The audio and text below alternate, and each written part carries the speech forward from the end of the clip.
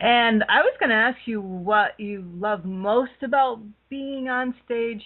I bet you love everything about it, but is there anything that you want to say about that? Like what you just love about, you know, being on the stage?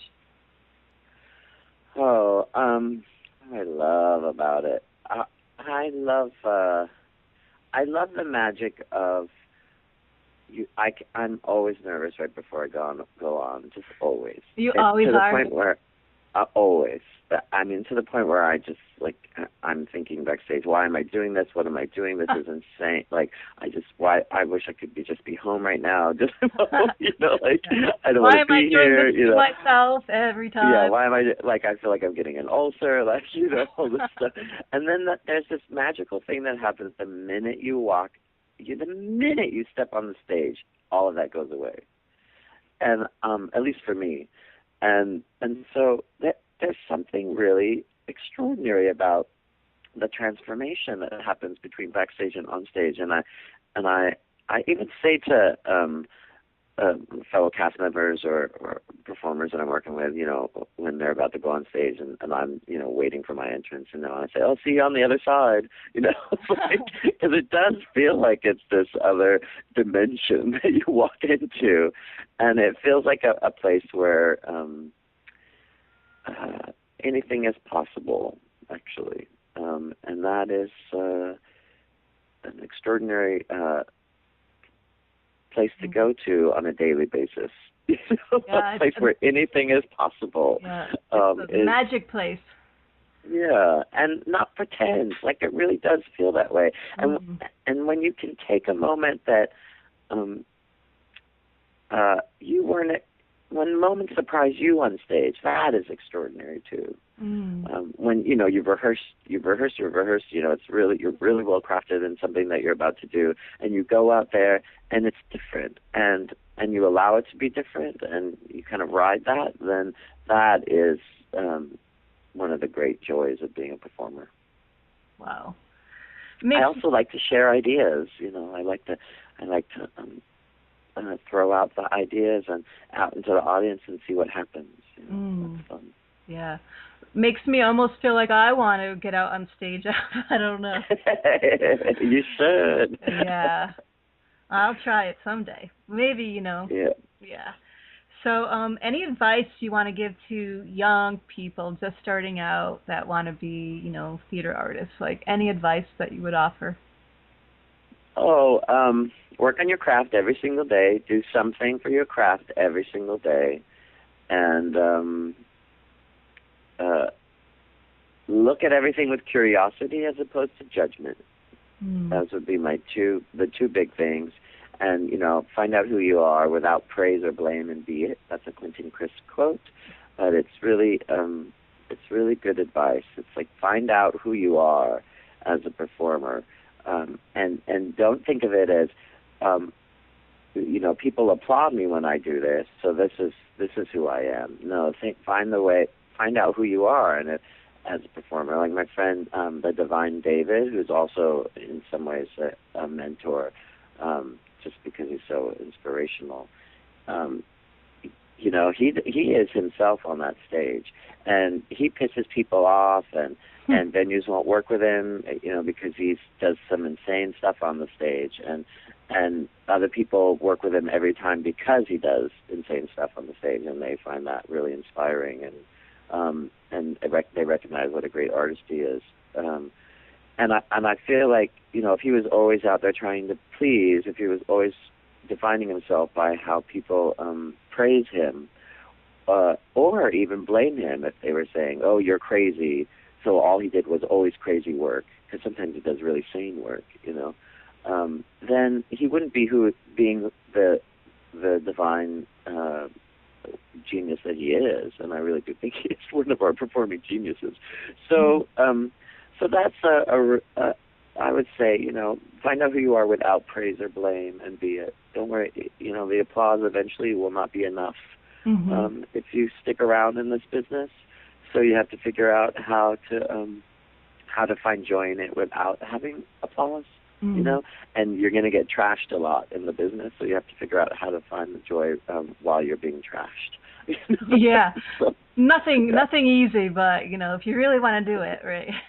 but it is the greatest life ever. I mean, people say, "Oh, it's such a hard life. It's such a hard life," and I think, no, a hard life, because I used to temp. I used to Yeah. do manual labor for a living. I used to, I've done all the jobs and stuff. And a hard life is full on picking apples, Yeah. I think a hard life is doing what you hate, no matter what it is. No matter what you. Yeah. If you love picking apples, it's not a hard life, right? Yeah. No, that's great. Yeah, a hard life is doing whatever it is you hate. If you hate working in an office, then that is a hard life. And working in the theater is the greatest joy. And yeah, I love it. Yeah, sounds beautiful. All right, so next question. A perfect day off for you, and what would that look like, and where would it be? Oh, perfect day off.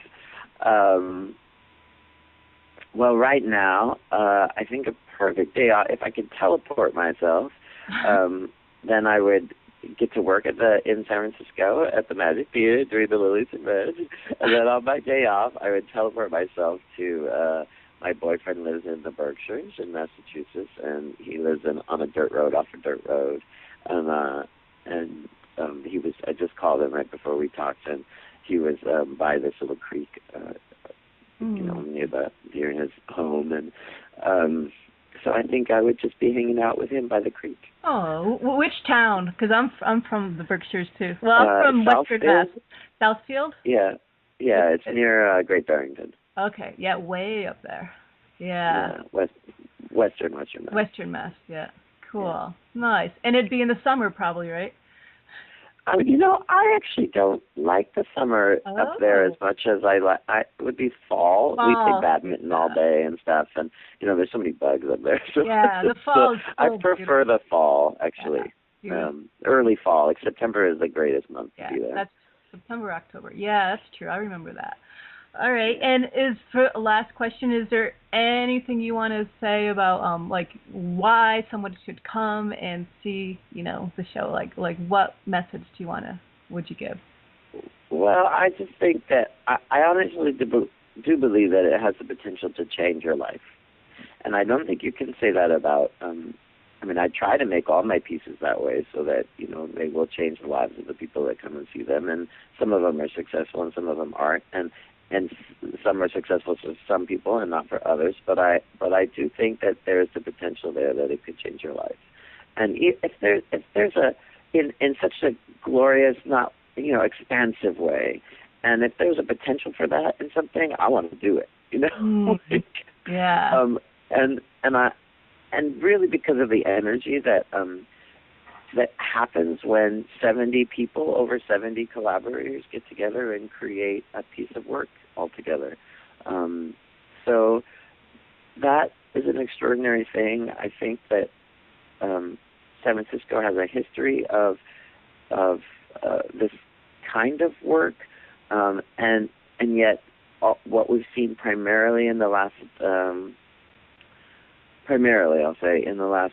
couple decades is a celebration of the past, of San Francisco's past. Mm-hmm. And what the Lilies Revenge, I feel like, being that the Cockette shows are coming out again, which is just so amazing. And I think yes, there's room. Yes, please bring them back. I'm so excited. I can't wait to see the new one that they're doing.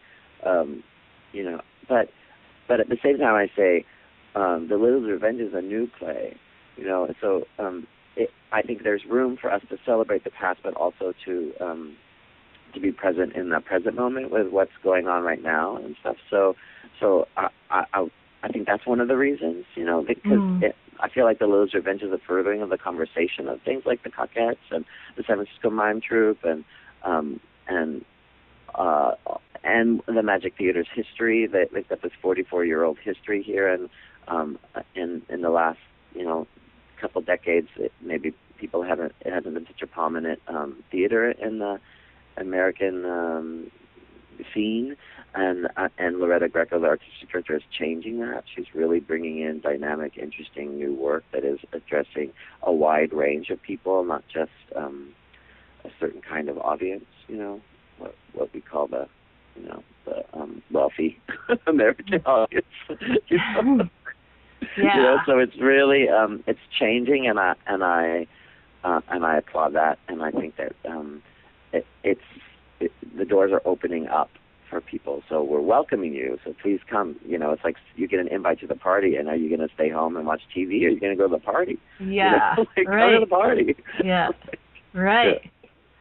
Is there even a choice? Right. Is there even a choice? Right.